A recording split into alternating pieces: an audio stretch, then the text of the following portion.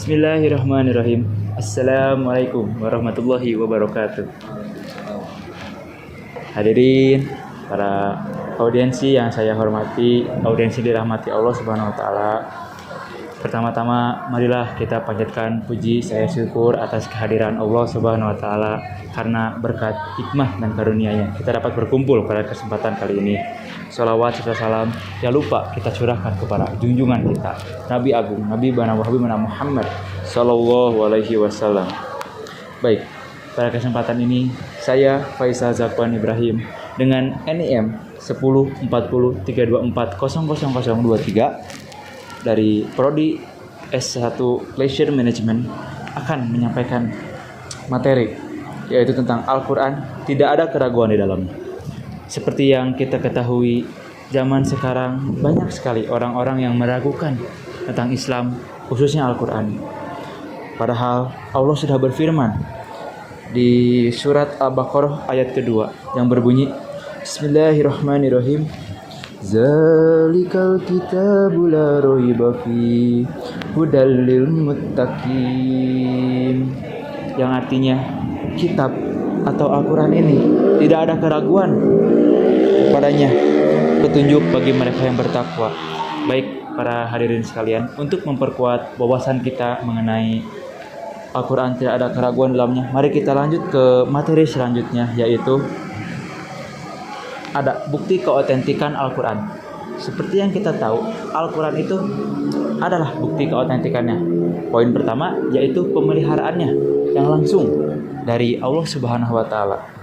Seperti yang ada pada seperti yang Allah berfirman pada Quran surat Al-Hijr ayat 9 yang berbunyi A'udzubillahi minasyaitonirrajim. Bismillahirrahmanirrahim.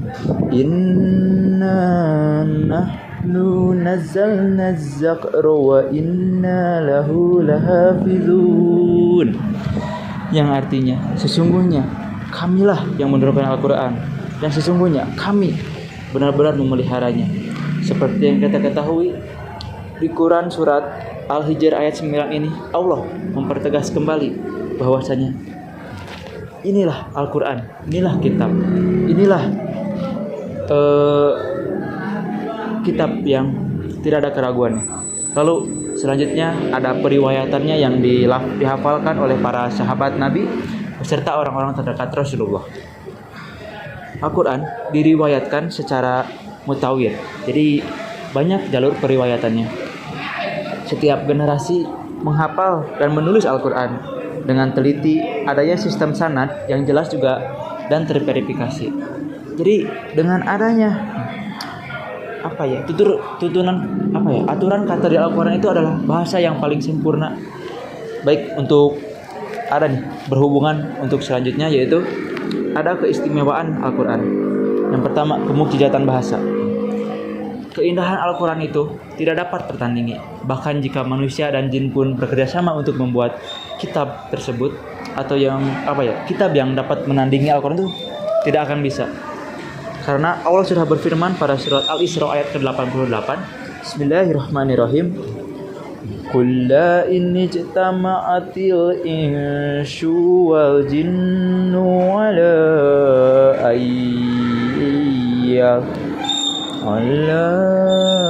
ayyatu bimisli hadzal qur'ani la ya'tuna bimislihi walau kana ba'duhum li ba'din dhahira. Katakanlah, sesungguhnya jika manusia dan jin berkumpul untuk mendatangkan hal yang serupa, kitab yang serupa dengan Al-Quran, mereka tidak akan dapat mendatangkan yang serupa dengannya, sekalipun mereka saling membantu satu sama lain. Inilah bukti bahwasanya Al-Quran itu tidak dapat tertandingi. Mungkin jika kita melihat kitab yang lain, masih banyak lah ya yang ada revisinya, kitab yang dari manusia. Kalau ini murni dari Allah yang menurunkan. Lalu yang keduanya ada kemukjizatan ilmiah. Jadi fakta ilmiah yang disebutkan dalam Al-Quran banyak yang terbukti. Contohnya tentang pembentukan janin di Al-Mu'minun ayat 12-14, dan juga ada pergerakan gunung yang seperti awan. Itu ada di surat Quran surat An-Naml ayat 88. Yang selanjutnya itu konsistensi isinya. Tidak ada pertentangan dari dalam ayat-ayatnya.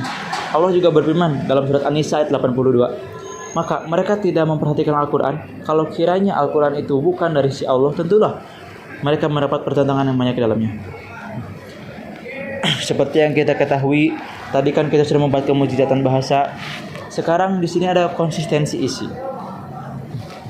Jadi jika kita tersebut terbuat dari golongan manusia atau makhluk Allah, pasti banyak pertentangan. Sedangkan Al-Quran sampai sekarang tidak ada pertentangan sama sekali. Walaupun ada, bisa dijawab karena sempurnanya tulisan di dalamnya. Lalu selanjutnya ada pembuktian sejarah juga. Yang pertama ada versi teksnya. Pengumpulan Al-Quran pada masa Abu Bakar, penyeragaman mushaf pada masa Utsman bin Affan. Lalu ada nih naskah-naskah kuno yang sudah ditemukan dan dibandingkan kembali dengan Al-Quran yang sekarang, isinya tetap sama, tetap konsisten.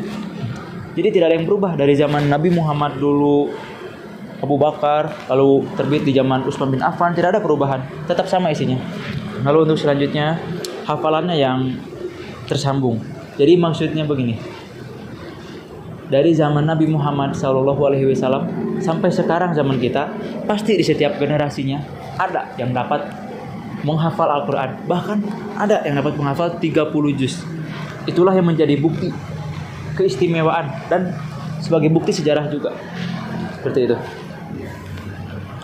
Baik, hadirin sekalian, apakah sudah tidak ada keraguan lagi dalam Al-Quran ini? Apakah Anda yakin? Baik. Al-Quran ini diturunkan langsung oleh Allah Subhanahu wa taala. Tidak ada keraguan di dalamnya. Allah sudah berfirman dan tuturan kata yang rapi juga pasti. Kita seharusnya meyakini Al-Quran itu kitab yang sempurna karena turun pada zaman Nabi Muhammad juga. Mungkin hadirin, sekian materi yang dapat saya sampaikan. Mohon maaf bila ada tutur kata atau salah. Terima kasih. Semoga ilmu yang saya sampaikan bermanfaat. Wassalamualaikum warahmatullahi wabarakatuh.